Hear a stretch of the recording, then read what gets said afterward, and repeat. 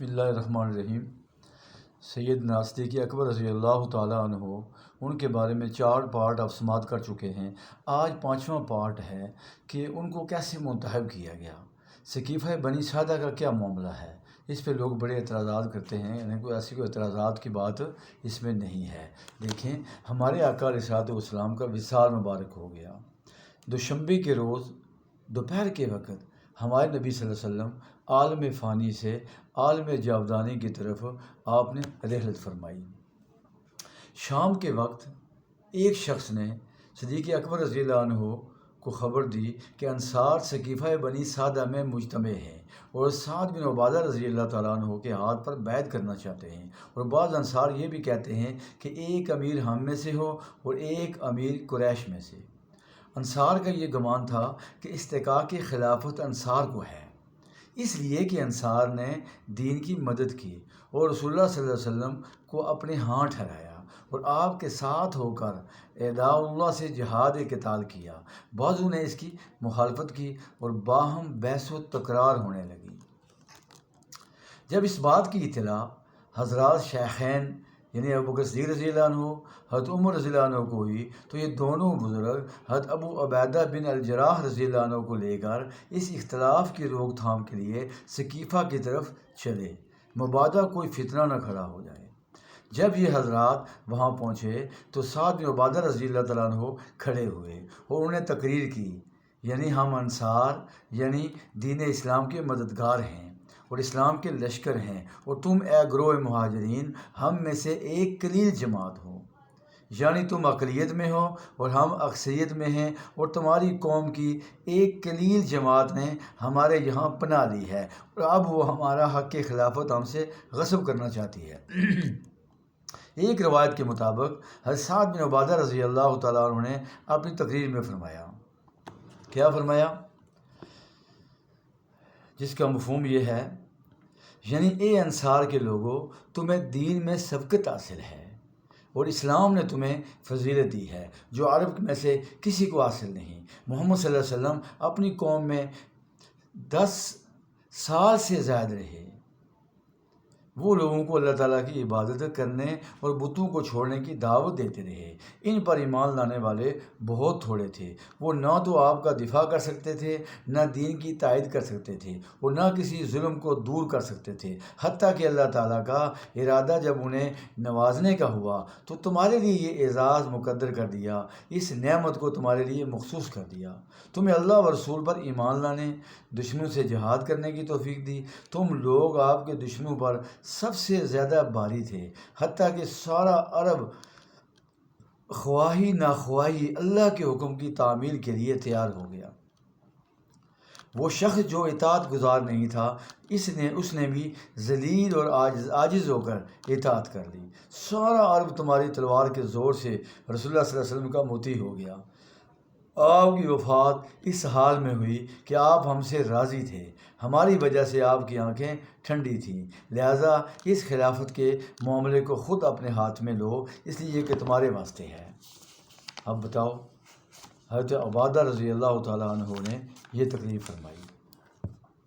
حاضرین نے اس تقریر کو بہت پسند کیا اور ہر طرف سے تحسین کی صدا بلند ہوئی۔ تقریر ختم ہونے کے بعد پھر اس مسئلے پر بحث شروع ہوئی اور آپس میں کہنے لگے کہ اگر قریش کے مہاجرین انکار کریں اور یہ کہیں کہ ہم عزت کرنے والے ہیں، آپ کے اولین اصحاب ہیں کہ آپ پر سب سے پہلے ایمان لائے اور ہم آپ کا قبیلہ اور گروہ ہیں، ہمارا حق زیادہ بنتا ہے، ایسی صورت میں کیا کرو گے؟ یہ بحث و مباحثہ ہوا۔ اس پر بعض انصار نے کہا کہ ہم کہیں گے کہ ایک امیر تم میں سے ہوگا اور ایک امیر ہم میں سے، اور دونوں امیر باہم صلاح و مشورے سے خلافت کا کام سر انجام دیں گے۔ حضرت سعد بن عبادہ رضی اللہ تعالیٰ نے سنتے ہی کہا کہ یہ پہلی کمزوری ہے۔ حضرت عمر رضی اللہ عنہ نے اس موقع پر چاہا کہ کچھ بولیں اور دل میں کہنے کے لیے بہت کچھ سوچ رکھا تھا، تاہم جب وہ اٹھنے لگے تو صدیق اکبر رضی اللہ عنہ کھڑے ہو گئے اور حق تعالیٰ کی حمد و ثنا کے بعد فرمایا، خطبہ آپ نے ارشاد فرمایا۔ کیا خطبہ ارشاد فرمایا؟ صحیح بخاری کے اندر یہ موجود ہے، یعنی اللہ تعالیٰ نے ہم میں اپنی مخلوق کے واسطے رسول صلی اللہ علیہ وسلم کو شہید اور گواہ بنا کر بھیجا تاکہ لوگ اللہ کی عبادت کریں اور اس کی توحید کو اختیار کریں، جبکہ ان کی حالت یہ تھی کہ وہ مختلف پتھر اور لکڑیوں کے معبودوں کو پوجتے تھے۔ عرب کے لوگوں کے واسطے اپنے آباء و اجداد کا دین چھوڑنا بھاری ہو گیا، سو اللہ تعالیٰ نے آپ کی قوم میں سے مہاجرین اولین کو آپ کی تصدیق کے ساتھ مختص کیا۔ وہ آپ پر ایمان لائے، آپ کی غمخواری کی، آپ کے ساتھ ثابت قدم رہے، جبکہ آپ کی قوم کی طرف سے سخت اذیتوں کا سامنا تھا۔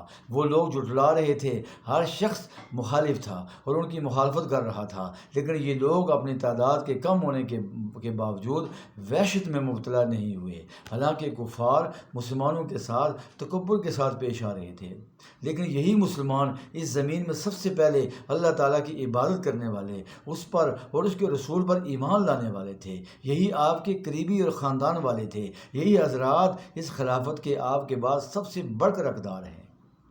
ان کے ساتھ مناظرت کرنے والا ظالم ہوگا۔ ایک گروہ انصار تم لوگوں کے لیے فضل و شرف اور دین میں تمہارے کارناموں کا انکار نہیں کیا جا سکتا۔ اللہ تعالیٰ نے تمہیں اپنے دین اور اپنے رسول صلی اللہ علیہ وسلم کا انصار بنایا، تمہاری طرف ہجرت ہوئی، تم میں آپ کے ازواج اور بڑے بڑے اصحاب ہیں۔ مہاجرین اولین کے بعد تمہارے درجے کا کوئی نہیں ہے۔ ہم امیر ہیں تو تم وزیر ہو، کسی مشورے میں تمہیں نظر انداز نہیں کیا جائے گا اور نہ تمہارے بغیر کوئی فیصلہ ہوگا۔ ایک روایت میں جناب صدیق اکبر رضی اللہ عنہ نے انصار کے جواب میں فرمایا، یعنی تم نے جو اپنی فضیلت بیان فرمائی، واقعی تم اس کے اہل ہو، لیکن خلافت کا حقدار قریش ہی ہے، کیونکہ یہ عرب میں نسب اور قبیلے کے اعتبار سے سب سے افضل ہے۔ کتنی خوبصورت بات انہوں نے فرمائی۔ جناب صدیق اکبر رضی اللہ عنہ اس تقریر کے بعد حباب بن المنذر رضی اللہ عنہ کھڑے ہوئے اور کہا کہ مناسب یہ ہے کہ ایک امیر ہم میں سے ہو، ایک تم میں سے۔ جناب صدیق اکبر رضی اللہ عنہ نے اس موقع پر فرمایا کہ حضور صلی اللہ علیہ وسلم کا ارشاد ہے، الائمۃ من قریش، یعنی خلفاء امراء قریش میں سے ہوں گے۔ خلفاء و امراء یہ قریش میں ہوں گے۔ صدیق اکبر رضی اللہ عنہ نے یہ بھی فرمایا، یعنی مسلمانوں کے دو امیر بیک وقت نہیں ہو سکتے، کیونکہ ایسا ہوگا تو ان کا معاملہ ڈاواں ڈول اور اختلاف کا شکار ہو جائے گا، ان کی جماعت تتر بتر ہو جائے گی، آپس میں لڑنے لگیں گے۔ اس موقع پر سنت چھوڑ دی جائے گی اور بدعت کا ظہور ہوگا، فتنہ بڑا ہو جائے گا، پھر معاملے کی درستی کسی کے اختیار میں نہیں رہے گی۔ یہ خلافت قریش میں رہے گی جب تک قریش کے لوگ اللہ تعالیٰ کی اطاعت کرتے رہیں اور دین پر قائم رہیں۔ یہ بات تم تک پہنچ چکی ہے، یا آپ نے فرمایا کہ یہ بات تم حضور صلی اللہ علیہ وسلم سے سن چکے ہو۔ جھگڑو مت کہ کمزور ہو جاؤ گے اور تمہاری ہوا اکھڑ جائے گی، صبر سے کام لو، اللہ صبر کرنے والوں کے ساتھ ہے۔ ہم امیر اور تم وزیر ہو، تم ہمارے دینی بھائی ہو اور دین میں ہمارے مددگار ہو۔ کیسا خوبصورت خطبہ آپ نے ارشاد فرمایا۔ حضرت فاروق اعظم رضی اللہ تعالیٰ عنہ نے بھی ارشاد فرمایا، اور ایک روایت میں ہے، یعنی ایک نیام میں دو تلواریں اور ایک جگہ دو نر نہیں ہو سکتے۔ اب پیچھے کیا رہا؟ ان حضرات کے نقلی و عقلی دلائل سنتے ہی حضرات انصار رضی اللہ عنہ نے سر تسلیم ختم کر دیا۔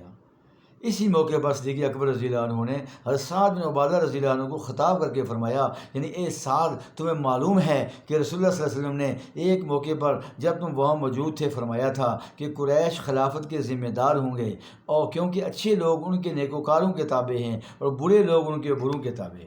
حضرت سعد بن عبادہ رضی اللہ عنہ نے اعتراف کرتے ہوئے فرمایا، یعنی واقعی آپ نے درست فرمایا، ہم وزیر ہوں گے اور آپ لوگ امیر ہوں گے۔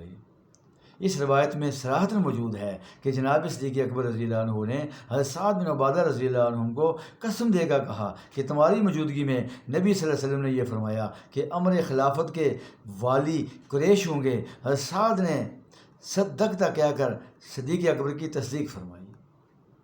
شمال ترمذی کی روایت میں ہے کہ جب انصار نے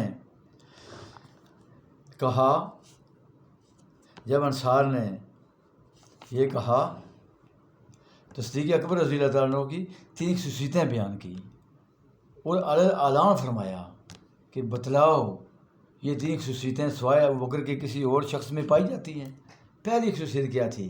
یہ کہ جناب صدیق اکبر رضی اللہ عنہ نے قرآن میں ثانی اثنین اذ ہما فی الغار فرمایا، قرآن نے ان کے بارے میں یہ فرمایا، ابوبکر کو نبی صلی اللہ علیہ وسلم کا ثانی بنایا اور آپ کا یار غار بتایا۔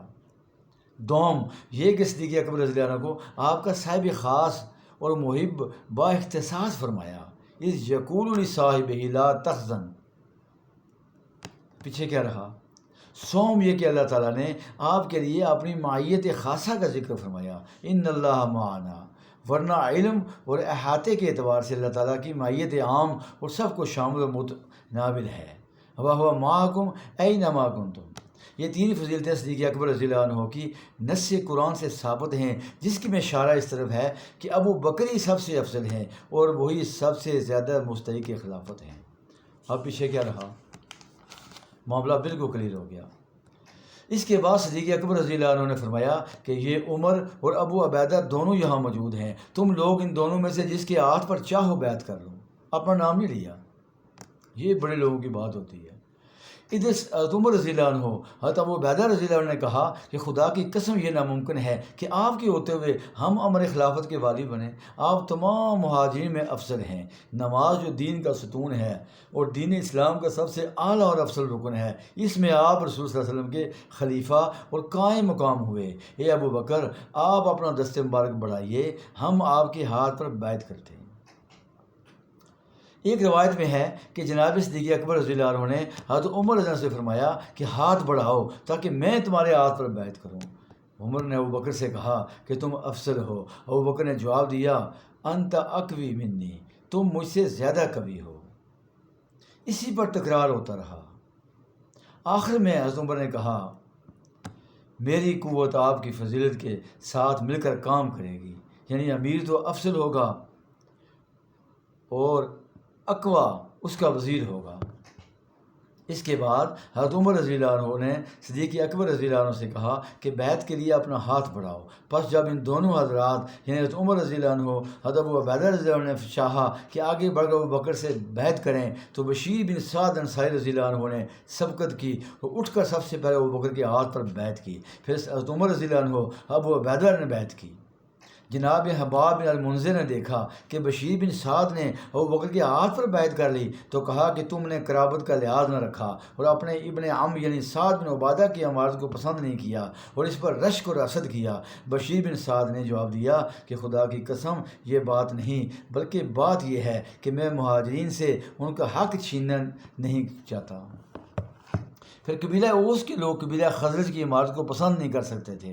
انہیں اندیشہ تھا کہ اگر ایک مرتبہ سعد بن عبادہ کو امیر بنا لیا اور عمارت خزرج میں چلی گئی تو پھر قبیلہ اوس کو اس کی فضیلت میں کبھی حصہ نہیں ملے گا. حضرت اسید بن حفیر رضی اللہ عنہ قبیلہ اوس کے نقیب اور سردار وہاں موجود تھے. انہوں نے قبیلہ اوس کے لوگوں کو مشورہ دیا کہ اٹھو اور ابو بکر کے ہاتھ پر بیعت کرو. یہ لوگ اٹھے اور جناب صدیق اکبر کے ہاتھ پر بیعت کر لی. ان کا بیعت کرنا تھا کہ سعد رضی اللہ عنہ کا معاملہ درم برم ہو گیا. بعد ازاں چاروں طرف سے لوگ صدیق اکبر رضی اللہ عنہ کی بیعت کے لیے امڑ پڑے اور کہیں تل دھرنے کی جگہ نہ رہی. اس کے بعد یہ بیعت خاصہ تھی جو دوشنبہ کی شام کو ہوئی، جس دن پیارے آقا علیہ السلام کا وصال ہوا، اور اس کے بعد دوسرے دن بروز سہ شنبہ مسجد نبوی کے ممبر پر بیعت عامہ ہوئی. ثقیفہ بنی سعدہ کی بیعت کے دوسرے دن یعنی بروز منگل عامت الناس مسجد نبوی میں جمع ہوئے. تمام اصحاب کبار اور مہاجرین انصار موجود تھے. پہلے حضرت عمر رضی اللہ عنہ نے ممبر پر چڑھ کر ایک مختصر اور جامع تقریر کی اور اس میں انہوں نے صدیق اکبر رضی اللہ عنہ کے فضائل شمار کر کے فرمایا کہ آپ کے ہاتھ پر بیعت کرو. اس کے بعد صدیق اکبر رضی اللہ عنہ کو با اصرار ممبر پر بٹھایا اور عامت الناس نے آپ کے ہاتھ پر بیعت کی. بیعت کے بعد جناب صدیق اکبر رضی اللہ عنہ نے ایک مختصر خطبہ دیا جو سننے کے قابل ہے. اس میں ارشاد فرمایا کہ اے لوگو، تمہارا گمان یہ ہے کہ میں نے یہ خلافت اس لیے قبول کی ہے کہ میں امارت یا خلافت کا شوق رکھتا تھا یا میں مسلمانوں پر اپنی برتری اور فوقیت چاہتا تھا، تو قسم ہے اس ذات کی جس کے قبضے میں میری جان ہے، میں نے اس ارادے سے خلافت کو قبول نہیں کیا. خدا کی قسم میں نے امارت جو ہے یا خلافت کی کبھی کسی لمحے بھر کے لیے بھی خواہش نہیں کی، نہ ظاہراً نہ باطناً. میں نے اس کی تمنا کی. میری تو تمنا تھی کہ میرے سوا کسی اور صحابی کو یہ منصب سونپا جاتا جو مسلمانوں میں عدل کرتا. اب میں تم سے صاف کہتا ہوں کہ یہ تمہاری خلافت تم کو واپس ہے اور جو بیعت تم میرے ہاتھ پر کر چکے ہو وہ سب ختم ہے. اب جس کو چاہو امارت اور خلافت سپرد کرو، کیونکہ ہم تم میں سے ایک فرد ہوں، کہ میں تم میں سے ایک فرد ہوں. کنز العمال کے اندر یہ روایت ہے. تو پیچھے کیا رہا؟ اس کا مطلب یہ ہے کہ ان کی خواہش نہیں تھی، وہ حضرت عمر کو بنانا چاہتے تھے، ہاں جی، دوسرے صحابہ کو بنانا چاہتے تھے، حضرت ابو عبیدہ کو بنانا، لیکن ان کی اپنی خواہش نہیں تھی۔ تو کوئی اس کا ایسا مسئلہ نہیں ہے۔ اب اس کے بعد ہم اگلے چیپٹر کے اندر جناب علی رضی اللہ تعالیٰ عنہ، حضرت زبیر رضی اللہ عنہ کے بیعت کے بارے میں بیان کریں گے کہ انہوں نے کب بیعت کی، کس وقت کی، کتنے عرصے کے بعد کی، اور علی رضی اللہ عنہ نے بیعت کب کی۔ یہ سارا معاملہ اگلی قسط کے اندر آپ کے سامنے آ جائے گا۔ تو کوئی اختلاف کی اس کے اندر بات نہیں ہے۔ جب وہ پہلے خلیفہ بن گئے، پھر عمر دوسرے خلیفہ بنے، عثمان تیسرے خلیفہ بنے، چوتھے علی مرزا خلیفہ بنے، تو اس میں کوئی ایسی بات نہیں ہے۔ ہم پہلے کو چوتھا نہیں بنا سکتے، چوتھے کو دوسرا نہیں بنا سکتے، دوسرے کو تیسرا نہیں بنا سکتے۔ خام خام وقت اپنا ضائع کریں گے اور اپنی امت کو گمراہ کرنے کی کوشش کریں گے ان چیزوں میں پڑھ کر۔ یہ چیزیں پڑھنے والی نہیں ہیں۔ اصل بات یہ ہے کہ ہم ان کی پیروی کریں۔ اللہ کے نبی فرماتے ہیں میرے صحابہ ستاروں کی مانند ہیں، جس کی پیروی کرو گے فلاح پاؤ گے۔ ہمارا کام کیا ہے؟ ان کی پیروی کرنا۔ اللہ تعالیٰ ہمیں اتفاق و اتحاد نصیب فرمائے، امت مسلموں کو اتحاد نصیب فرمائے، ہمارے نوجوانوں کو اتحاد و اتفاق نصیب فرمائے۔ سوشل میڈیا کو نہ دیکھیں، وہ تو عجیب عجیب باتیں کرتے ہیں، اس میں ہمیں پڑھنے کا کوئی فائدہ نہیں سوائے نقصان کے اور وقت ضائع کرنے کے۔ اللہ تعالیٰ ہم سب کا خاتمہ ایمان پہ فرمائے، اور ان حضرات صحابہ کرام اور اہل بیت کی پیروی کرنے کی توفیق عطا فرمائے، اور حضرت امام حسین کے مشن کو زندہ کرنے کی توفیق عطا فرمائے۔ فی امان اللہ۔ السلام علیکم ورحمۃ اللہ وبرکاتہ۔